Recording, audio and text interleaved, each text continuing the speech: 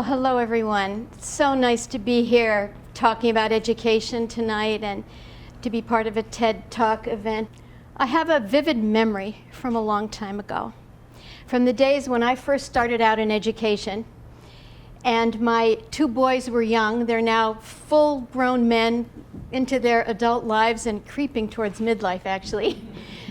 But in this memory, they were young, and we were together in our rented apartment in Boston on a winter day, and an accidental fire broke out from the fireplace. Accidental in the sense that I wasn't trying to burn down the house, but I had made a fire in the fireplace really sloppily. You know, I look back at it now and I think I was probably a lot more overwhelmed as a young single mom than I realized at the time. Anyway, I made a fire in the fireplace, and it was a sloppy one, and the flames were leaping out and leaping onto the wooden mantle. And I grabbed this heavy blanket and I'm trying to smother the flames. And my older son, Kyle, who was 8, was trying to help me. But my younger son, Matt, who was 5 years old at the time, ran out of the room. So, you know, I'm concentrating on putting out the fire. I'm having some success. I'm suppressing the flames. And I'm starting to think, okay, this is safe, this is under control, but where is Matt? And suddenly, this little 5-year-old boy comes running back in the room. He's wearing his red corduroy bathrobe, his black galoshes. He's got on his firefighter's hat.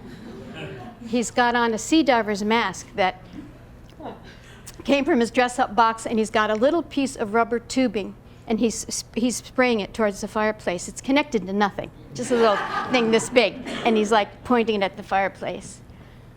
The outfit that Matt had on was the outfit he wore for his rescue hero fantasy play. And he had it on now because this was what he could do to put out the fire.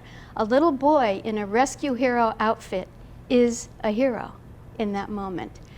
And he can believe that if he's got the outfit on and the little rubber fire hose, that he can put out a fire. Because fantasy and reality in the minds of young kids are not separate worlds the way they are for us. They're very intertwined, they're very enmeshed. Rescue hero play is a really valuable form of play for young children, because when they dress up to be superheroes or rescue fantasy characters, and they rescue other people, in doing that, it helps them internally feel safe and secure and in control. And in this modern world with so many challenges in the lives of all kids, no matter who they are, they have challenges in their lives. This kind of play is one kind of play that really helps them, you know, get a sense of inner security and inner resilience. You know, all children know how to play. Children all over the world play, and all through time, children have played. No one has to teach them.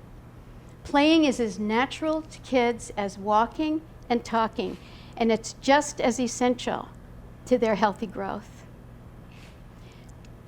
There are lots of kinds of fantasy play. Children pretend to be rescue heroes, but also witches and doctors and babies and monsters and butterflies. They make up stories. They write their own scripts.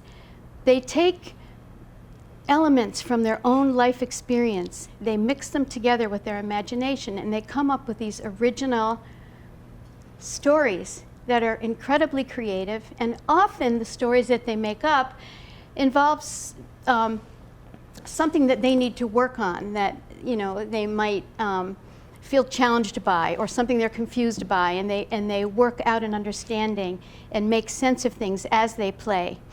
And also, in many cases, kids are choosing topics to play that they need to work through emotionally. They work through fears, they work through feelings, they work through emotional confusion. Play is a phenomenal resource for kids. It helps them get a sense of emotional footing, emotional balance, and helps them have, you know, a sense of emotional well-being. But it isn't only emotionally beneficial, because play is also the root of learning for kids. Children learn many, many skills as they play, develop many new ideas as they play. social skills, of course, but cognitive skills, language and literacy skills. Sometimes it's easier for us to see the learning that's going on when children are playing, when we see them playing with materials, with things like blocks and building materials and art materials. Sometimes it's easier to see the ideas that they're working on. So let me give you an example, actually, of what this learning in play can look like. I have 7 grandchildren, and one of them lives in Guatemala. So we go there regularly, usually try to time that trip with the frigid Boston winter, sometime during the frigid Boston winter.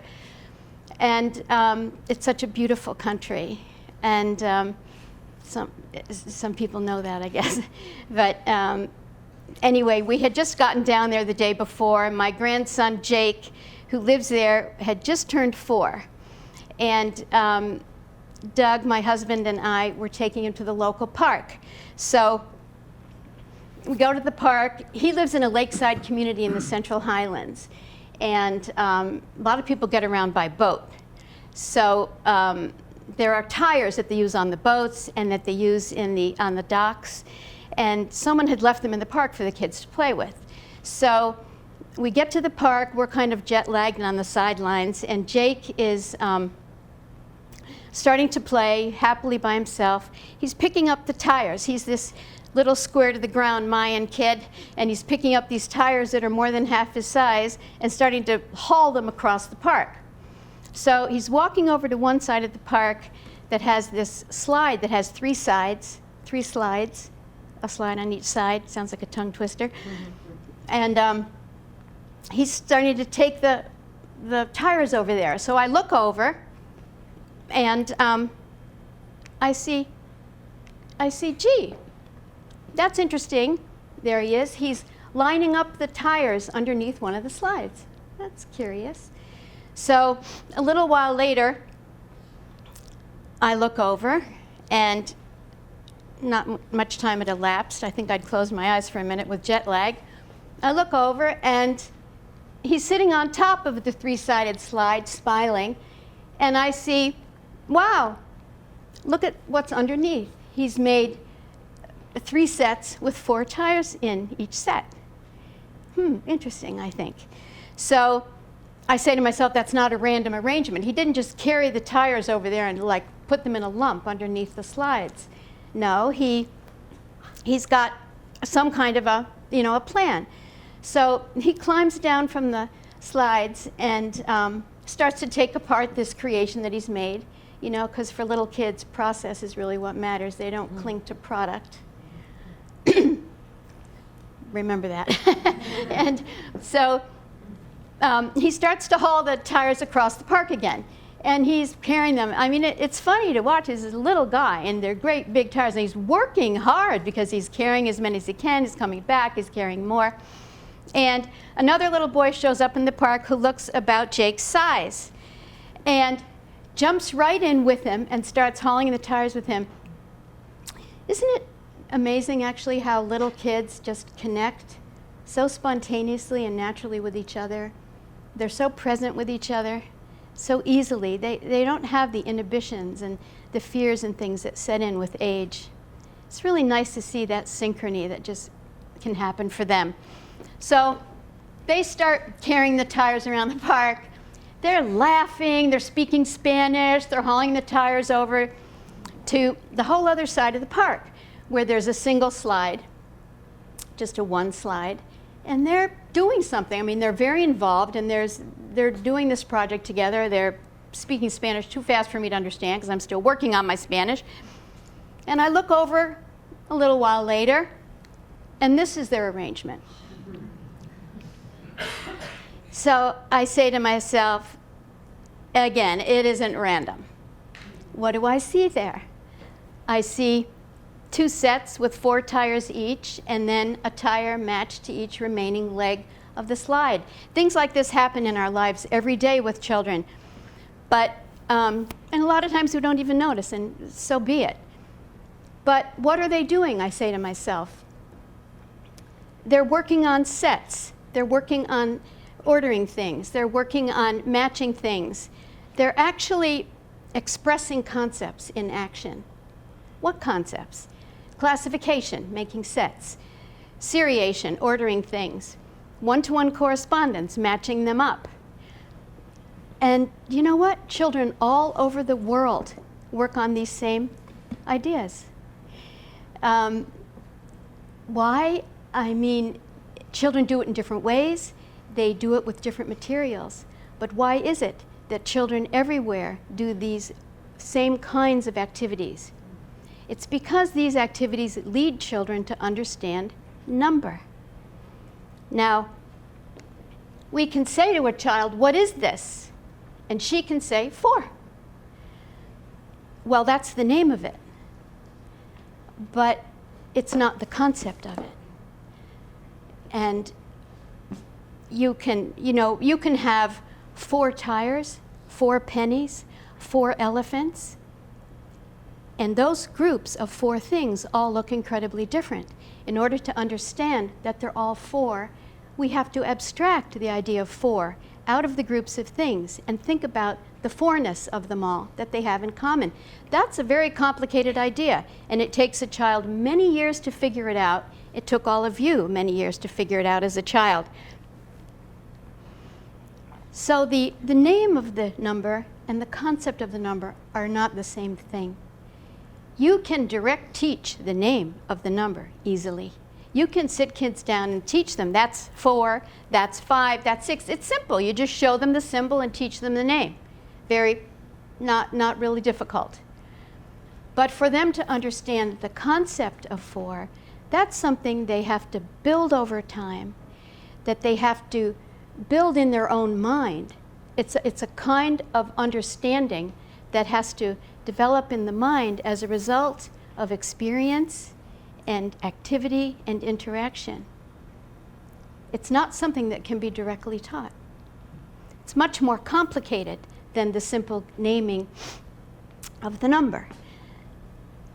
And children can name the number without understanding the concept because they're 2 different activities. So the difference between understanding concepts and reciting facts is very important for us to understand right now, because it captures the essence of what is happening in education today. There's a gross misunderstanding of what education is that has swept across the country. And the unfortunate belief is that you can direct teach and you can measure and you can quantify learning. But the truth is, it's only the most superficial and the most mechanical aspects of learning that can be reduced to numbers. Unfortunately, this mistaken idea about the nature of education has pushed down to our youngest children. So in early education today, there are education mandates that require that all young children learn specific facts and skills at certain times. But the thing is, actually no kids, but especially young kids, don't learn the same thing at the same time. They learn in different ways, they learn at different rates, they learn on different timetables. One of my sons learned to walk at 15 months and one of my granddaughters at 9 months. The only way that you can get young kids to all learn the same thing at the same time is to sit them down and pour in or stuff in the information into their heads, whether they're ready to learn it or not. So what we're seeing in classrooms now all across the country more and more are that young kids are getting drilled. We're drilling. I think drilling's for teeth, not minds. But we're drilling. So it looks like this. What is the name of this? What are the names of these? Name these, pointing to them. How much is 1 plus 3? What is the answer?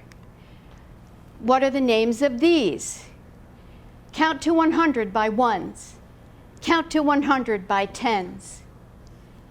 And all the power of the learning experience that we saw in our park example. the initiative the kids took, the fact that they were so creative in what they did, that they could define and solve their own problem, that their original thinking, their ability to invent new ideas, their perseverance, the way they cooperated and worked together on a common project.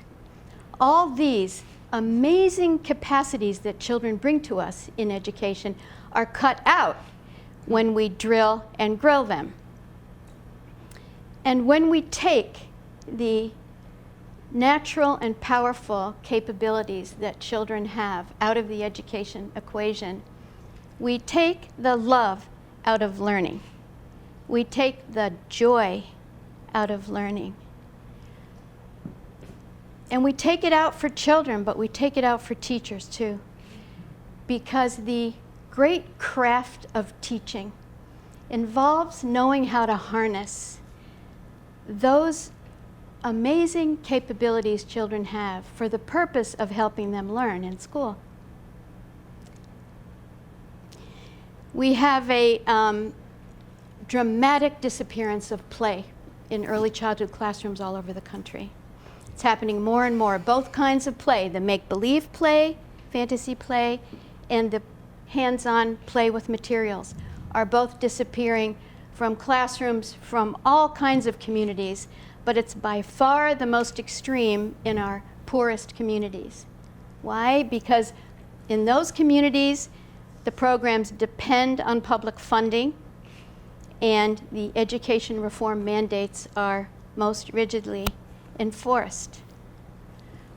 I wish you could see the faces of the children in the classrooms I visit. I wish you could see them. A lot of them look confused. They look tuned out. Some of them look scared. Some are sad or crying.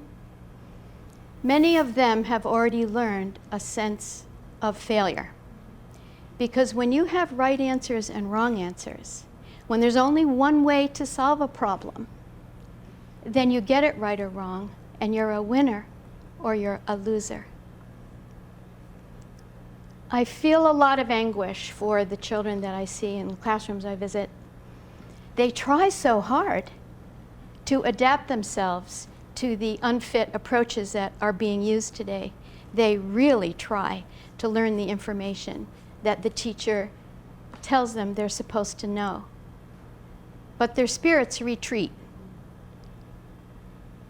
You know, sometimes people say children are our greatest and most valuable national resource, don't they? They say that.